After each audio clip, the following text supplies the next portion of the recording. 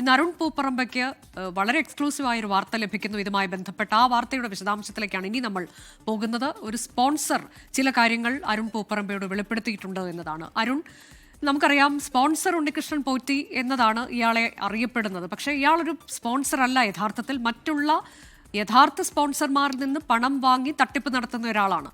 അത്തരത്തിലേക്കുള്ള ഒരു യഥാർത്ഥ സ്പോൺസറുടെ പ്രതികരണം, രമേശ് റാവു എന്നയാളുടെ പ്രതികരണമാണ് അരുണിന് ലഭിച്ചത്.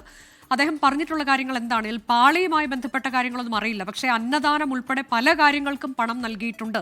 അത് ഉണ്ണികൃഷ്ണൻ പോറ്റിക്കാണ് ആ പണം നൽകിയതെന്നതുൾപ്പെടെ വർഷങ്ങളായി അദ്ദേഹത്തെ അറിയാം എന്നതുൾപ്പെടെ എന്തൊക്കെ പറഞ്ഞിട്ടുണ്ട്.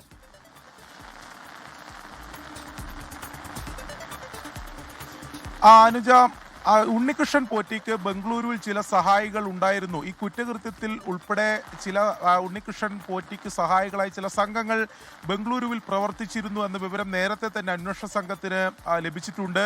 അതോടൊപ്പം തന്നെ ഉണ്ണികൃഷ്ണൻ പോറ്റിയെ ചോദ്യം ചെയ്ത ഘട്ടത്തിലും അത്തരം മൊഴികൾ ഉണ്ടായിരുന്നു. അതായത് അനന്തസുബ്രഹ്മണ്യം സ്വർണ്ണപ്പാളി ബംഗളൂരുവിൽ എത്തിച്ചപ്പോൾ അത് കൈപ്പറ്റി പിന്നീട് ഹൈദരാബാദിൽ എത്തിച്ച് സൂക്ഷിച്ചത് ബംഗളൂരു സ്വദേശി എന്ന് പറയപ്പെടുന്ന നാഗേഷാണ്. നാഗേഷിന്റെ എന്താണ് വിവരം, എവിടെയാണുള്ളതെന്ന് സംബന്ധിച്ചൊക്കെ ഒന്നും ഇപ്പോൾ ഒരു വ്യക്തതയില്ല. അതോടൊപ്പം തന്നെ ഉണ്ണികൃഷ്ണൻ പോറ്റിയുമായി ബന്ധപ്പെട്ട് ചില സ്പോൺസർമാരും ഈ ബംഗളൂരുവിൽ, അങ്ങനെയായിരുന്നു ഉണ്ണികൃഷ്ണൻ പോറ്റിയുടെ മൊഴി. അവർ സ്പോൺസർമാരാണോ, യഥാർത്ഥത്തിൽ അവർ ഈ കുറ്റകൃത്യങ്ങളെല്ലാം പങ്കാളികളാണോ എന്ന് സംബന്ധിച്ച് അന്വേഷണ സംഘമാണ് ഒരു വ്യക്തത വരുത്തേണ്ടത്. അതിൽ പ്രധാനപ്പെട്ട ഒരു പേരായിരുന്നു രമേശ് റാവു.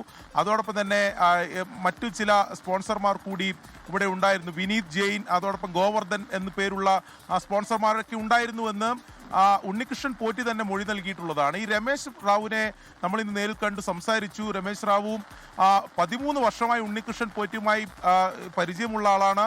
ഇവിടെ ബംഗളൂരുവിലെ അയ്യപ്പ ക്ഷേത്രത്തിൽ ഉണ്ണികൃഷ്ണൻ പോറ്റി പൂജാരിയായി ജോലി ചെയ്യുന്ന ഘട്ടം മുതലുള്ള പരിചയമാണ്. പിന്നീട് ശബരിമലയിൽ പോയി തിരിച്ചു വന്നപ്പോഴാണ് ശബരിമലയിൽ തന്നെയുള്ള ഈ അന്നദാനം ഉൾപ്പെടെയുള്ള കാര്യങ്ങൾക്ക് താൻ പണം നൽകിയിട്ടുണ്ട്. അത് ഓരോ വർഷവും പണം നൽകുന്നതാണ്.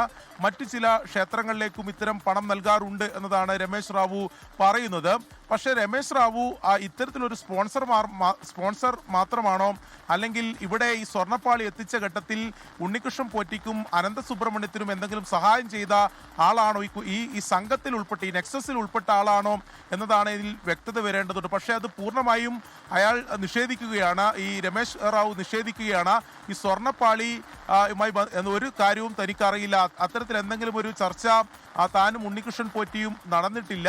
താൻ പണം നൽകിയിരുന്നത് ഈ അന്നദാനം ഉൾപ്പെടെയുള്ള കാര്യങ്ങൾക്ക് മാത്രമാണ്. അതോടൊപ്പം ഈ ശ്രീകോവിലിന്റെ സ്വർണ്ണവാതിൽ ഈ ബംഗളൂരുവിലെ അയ്യപ്പ ക്ഷേത്രത്തിൽ പ്രദർശിച്ചപ്പോൾ അവിടെ വഴിപാടിന് വേണ്ടി 500 പേരുടെ വഴിപാടിന് വേണ്ടി പണം നൽകിയിട്ടുണ്ട്. അങ്ങനെ പലതരത്തിൽ ഓരോ വർഷവും പണം നൽകാറുണ്ട്. പക്ഷേ സ്വർണ്ണപ്പാളിയോ ഈ കുറ്റകൃത്യവുമായി ഒരു ബന്ധവുമില്ല എന്നതാണ് ഈ സ്പോൺസർ എന്ന് പറയുന്ന രമേശ് റാവു പറയുന്നത്. എന്തായാലും അതിൽ കൂടുതൽ കാര്യങ്ങൾ അറിയേണ്ടതുണ്ട്. അന്വേഷണ സംഘം ബംഗളൂരുവിൽ എത്തിക്കഴിഞ്ഞാൽ ഇവരെല്ലാം ചോദ്യം ചെയ്യും. ഈ പേരുകളെല്ലാം നേരത്തെ തന്നെ അന്വേഷണ സംഘത്തിന്റെ പക്കൽ ഉള്ളതാണ്, പലരെയും ട്രാക്ക് ചെയ്തിട്ടുള്ളതാണ്. അപ്പോൾ അങ്ങനെയാണ് നമുക്ക് ലഭിക്കുന്ന വിവരം. അതുകൊണ്ട് തന്നെ ബംഗളൂരിൽ എത്തിയാൽ ഈ സംഘത്തിൽ ഉൾപ്പെട്ടവരെല്ലാം ചോദ്യം ചെയ്യും. ഇവർ സ്പോൺസർമാരാണോ, അല്ലെങ്കിൽ ഇവർ ഈ ഉണ്ണികൃഷ്ണൻ പോറ്റിയുടെ സഹായികളാണോ എന്ന കാര്യത്തിലൊക്കെ അതിലൂടെ വ്യക്തത വരുമെന്നാണ് പ്രതീക്ഷിക്കുന്നത്. അതാണ്, കൂടുതൽ സ്പോൺസർമാരിലേക്കും അന്വേഷണ സംഘം എത്തിച്ചേരുമെന്ന് തന്നെയാണ് നമ്മൾ കരുതുന്നത്. ഇന്നിപ്പോൾ നമുക്ക് ലഭിച്ചിട്ടുള്ള രമേശ് റാവുവിന്റെ പ്രതികരണവും വളരെ പ്രധാനപ്പെട്ടതാണ്. ലോകത്തെവിടെയായാലും ഏത് സമയത്തും 24 വാർത്തകളും ഓഗ്മെന്റഡ് റിയാലിറ്റി പാക്കേജുകളും എക്സ്പ്ലെയിനറുകളും വിശദമായി കാണാൻ ഞങ്ങളുടെ യൂട്യൂബ് ചാനൽ നിങ്ങൾക്ക് സബ്സ്ക്രൈബ് ചെയ്യാം.